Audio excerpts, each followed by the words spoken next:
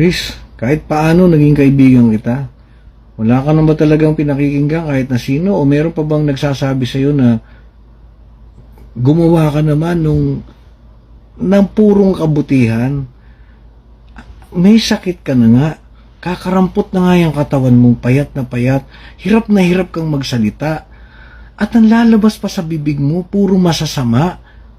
Chris, ano ba naman, kailan ba naman darating yung panahon na ang iisipin mo lang, simpleng maging mabuti, mabait na tao, na hindi kailangan na panoorin ng buong mundo at umiksena at gawin ng kahit na anong puntahan niya na maging tungkol sa kanya.